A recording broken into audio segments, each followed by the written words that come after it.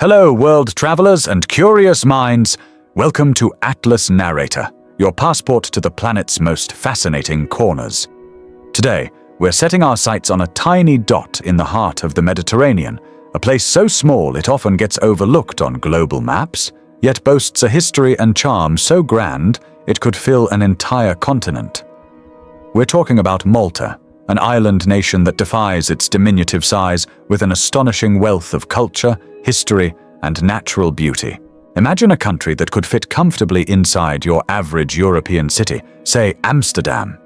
Yes, Malta spans a mere 316 square kilometers, making it one of the smallest nations in the world. But don't let its size fool you. This archipelago, strategically nestled 81 kilometers south of Italy's Sicily, 286 kilometers northeast of Tunisia, and 341 kilometers north of Libya, has been a pivotal crossroads for millennia, shaping its unique identity through a vibrant tapestry of influences. Malta's story begins far back in time, around 5200 BC, when the first settlers arrived, likely from Sicily. These Neolithic farmers weren't just tilling the land, they were building wonders.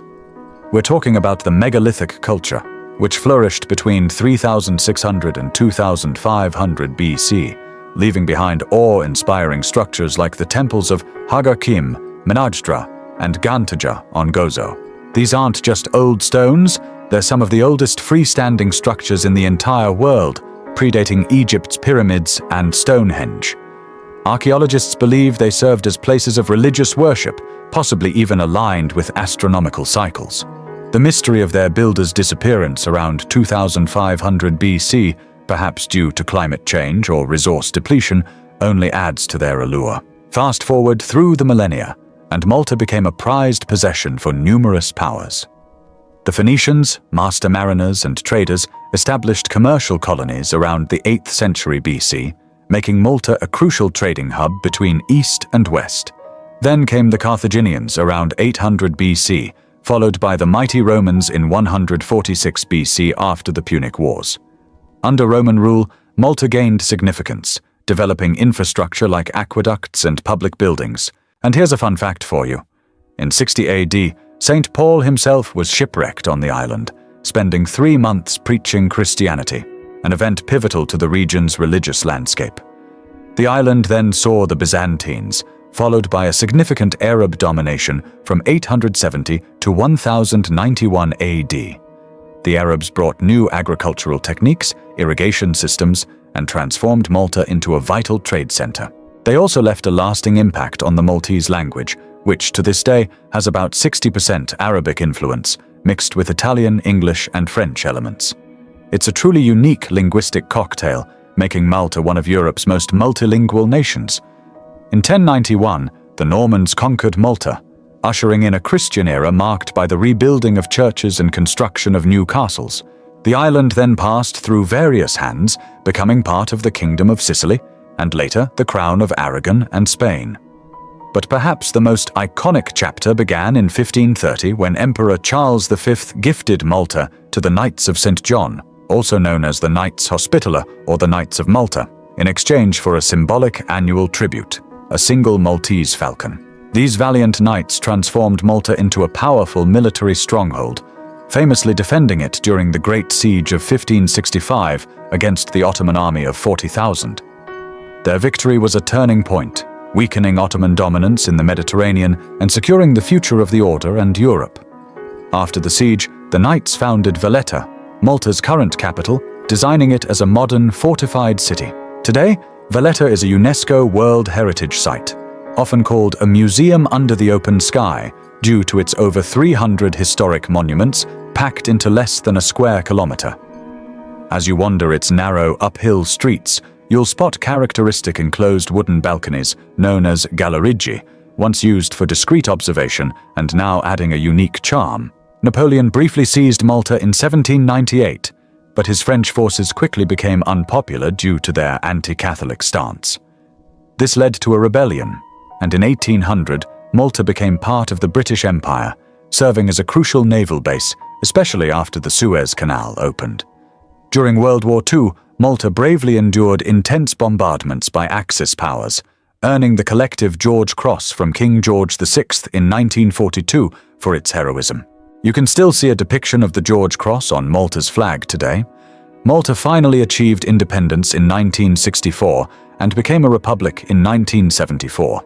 Fast forward to the 21st century, and Malta joined the European Union in 2004 and adopted the euro in 2008. Now let's talk about what Malta feels like today. It's a country that genuinely values its traditions and embraces its religious heritage. Catholicism is the predominant religion, with over 360 Catholic churches across Malta, Gozo, and Comino. That's roughly one church for every 1,000 residents. You might even be able to attend a mass in Arabic, a nod to the island's diverse past. The Maltese are known for being friendly, hospitable, and incredibly safe. They also have a wonderful custom called siesta, so don't be surprised if some shops or restaurants close in the early afternoon, usually from 12 to 1 p.m. until 4 to 5 p.m. And if you love celebrations, you're in luck. Malta frequently hosts national, state, and traditional holidays, often accompanied by lively street parties and festivities. Christmas and New Year are particularly vibrant, with beautiful decorations and theatrical performances. When it comes to the climate, Malta is often cited as a place with the best climate in the world, according to International Living. It boasts a subtropical Mediterranean climate with wonderfully mild winters and long, warm, often hot summers. With around 3,000 hours of sunshine annually, you're almost guaranteed clear skies. And for those worried about natural disasters, Malta is considered the second safest country in the world in terms of their probability. Despite its dry summers, Malta has a surprisingly unique natural landscape. There are no permanent rivers or lakes, and surface water is scarce due to seasonal rainfall and karstic limestone geology, which means water often drains underground. Drinking water is partly sourced through seawater desalination. As for its flora, Malta has about 1,000 species of vascular plants, with 14 endemic species found nowhere else. You won't find many dense forests, as most were destroyed centuries ago, but you'll see plenty of Mediterranean shrubs and herbaceous plants. The animal world is smaller, with mostly small mammals like shrews, rodents, and bats, but it's a crucial stop for migrating birds between Africa and Europe. For sightseers, Malta offers an incredible array of landmarks. Beyond Valletta and Medina, don't miss the Dingley Cliffs, the highest point on Malta, rising 253 meters above sea level, offering breathtaking panoramic views of the Mediterranean. Nearby, you might even spot ancient cart ruts, mysterious grooves carved into the rock, whose purpose is still debated by archaeologists. And speaking of natural wonders, the Blue Grotto, a series of sea caves, dazzles visitors with its intense blue water, best experienced by boat from the nearby fishing village of Zurich. The charming fishing village of Marsaxlokk on the southern coast is famous for its vibrant traditional Luzu fishing boats, painted in bright blues, yellows, reds, and sometimes green. Each color holds symbolic meaning: red for protection, blue for the sea, yellow for the sun and prosperity, and green for fields and fertile land. These boats also feature the mythical Eyes of Osiris, or Horus, on their bows, believed to protect fishermen from evil. Every Sunday, Marsaxlokk hosts a bustling fish market where you can buy fresh catches and local goods. Another unique attraction is Popeye Village, the whimsical film set built for the 1980 musical Popeye, starring Robin Williams. It's now a family-friendly amusement park, but you can also admire its colorful movie set charm from a nearby viewpoint. The island's beaches, while not always sandy, are diverse and inviting. Meliha Bay, also known as Gadira Bay, is Malta's longest sandy beach, perfect for families with its shallow, safe waters. For something quieter, Gajan Tufiha Bay offers stunning views and golden sand, reachable via a scenic descent down 186 steps. For those seeking more rocky relaxation, places like St. Paul's Bay feature flat limestone shelves, ideal for sunbathing with ladders leading into the crystal-clear water. But Malta isn't just one island, it's an archipelago.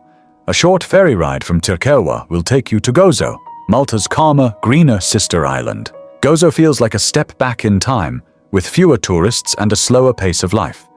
Its capital, Victoria, also known as Rabat, is home to the impressive Citadel, a fortified city offering panoramic views of the entire island. Gozo also boasts the stunning Ramla Bay, known for its distinctive reddish-orange sand, and ancient salt pans along Suejni Bay, where salt has been harvested for over 350 years.